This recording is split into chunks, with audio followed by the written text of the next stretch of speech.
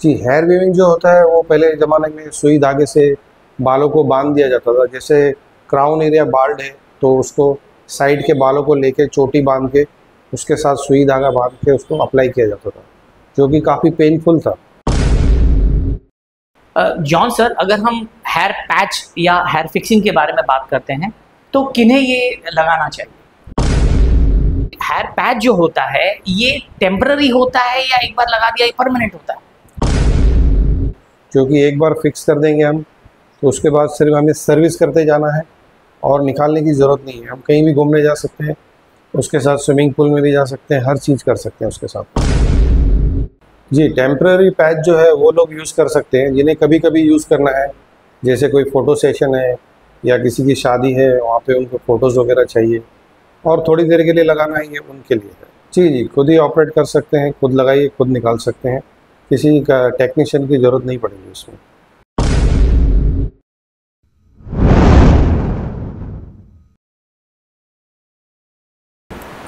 नमस्कार, मेरा नाम है सचिन कुमार राय और आज के इस एपिसोड में आपका स्वागत है। आज का एपिसोड काफ़ी स्पेशल है क्योंकि आज हम बात करने वाले हैं हमारे कॉन्फिडेंस के बारे में, हमारे विल पावर के बारे में। ये कॉन्फिडेंस है, विल पावर जो है वो कहीं ना कहीं हमारे बालों के कारण आता है। पर ऐसा होता है बहुत बार कि हमारे बाल जो है झड़ जाते हैं, बोल्डनेस आ जाता है, उससे कहीं ना कहीं हमारा जो कॉन्फिडेंस है वो डगमगा जाता है। हम कहीं ना कहीं हीन भावना आती है, इंफीरियरिटी कॉम्प्लेक्स आता है और बाल झड़ने या गिरने की कोई एज या उम्र नहीं बची। हमने बहुत बार देखा है कि 20-20, 25-25 साल के जो लड़के हैं उनके भी बाल झड़ते हैं और ऐसा हो जाता है कि हेरिडेटरी प्रॉब्लम है या आजकल के खान पान में प्रॉब्लम है, उसके कारण भी कहीं ना कहीं बॉल्डनेस आ जाता है। आज हम जिस चीज़ के बारे में बात करने वाले हैं वो हेयर पैच, जो कहीं ना कहीं कोई भी इजीली लगा सकता है और अपना कॉन्फिडेंस जो है या विल पावर जो है वो कहीं ना कहीं वापस से गेन कर सकता है। इसके लिए आज हमारे पास जो एक्सपर्ट हैं वो है जॉन, मिस्टर जॉन भी हम बोल सकते हैं, जिनका बिग बी नाम से स्टूडियो है। जॉन सर को करीब 25 साल का एक्सपीरियंस है ये फील्ड में। 15,000 से ज़्यादा इनके जो है क्लाइंट इनके साथ में कहीं ना कहीं जुड़े। तो चलिए हम लोग जॉन सर से बात करते हैं हेयर पैच के बारे में। नमस्कार जॉन सर।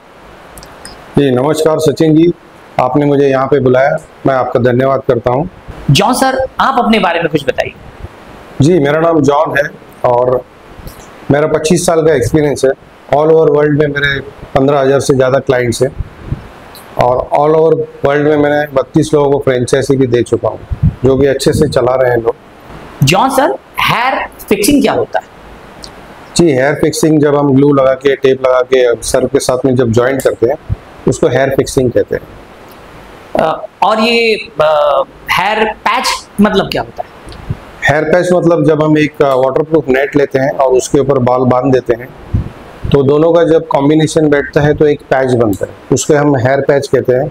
उसे हम डायरेक्टली भी अप्लाई कर सकते हैं और उसको बॉर्डर लगा के भी अप्लाई कर सकते हैं। बॉर्डर लगाने से ज़्यादा मजबूती आती है और विदाउट बॉर्डर जो है वो कम मजबूती होती है।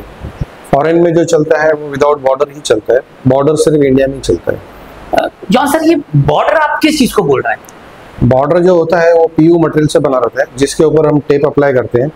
वो काफ़ी मजबूत रहता है। उसके ऊपर हम टेप लगाने के बाद जब हम खींच के निकालते भी हैं तो वो उसको डैमेज नहीं होता है।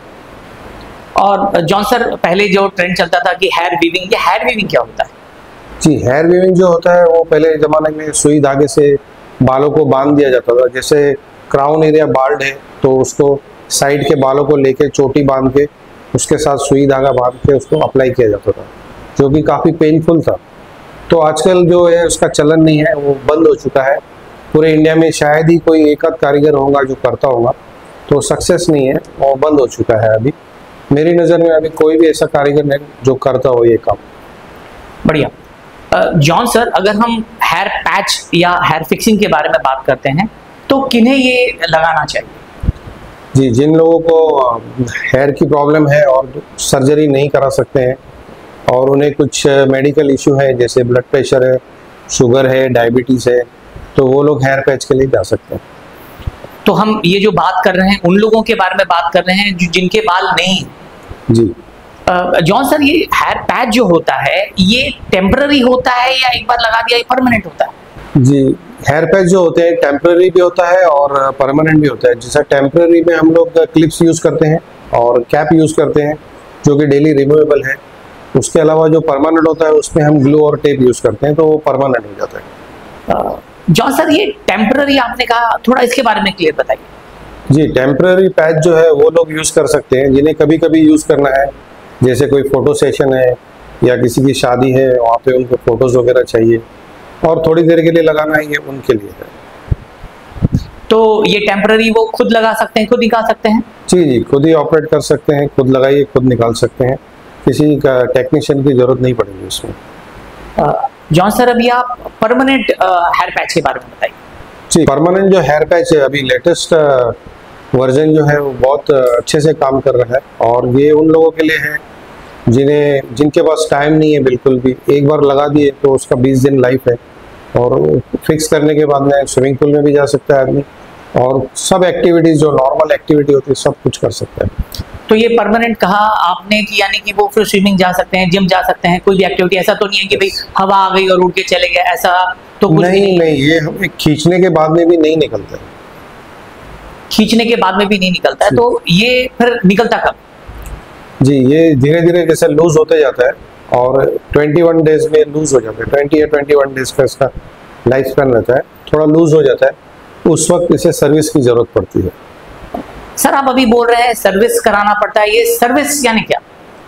जी, सर्विसिंग माना हेयर पैच को हम पूरा खोल के उसको री इंस्टॉल करते हैं, उसमें पूरा वॉश होता है, नए तरीके से ग्लू लगता है, नया उसमें टेप लगता है, और प्रॉपर तरीके से जैसा फर्स्ट टाइम इंस्टॉल किया था वैसे ही वापस से इंस्टॉल करते हैं।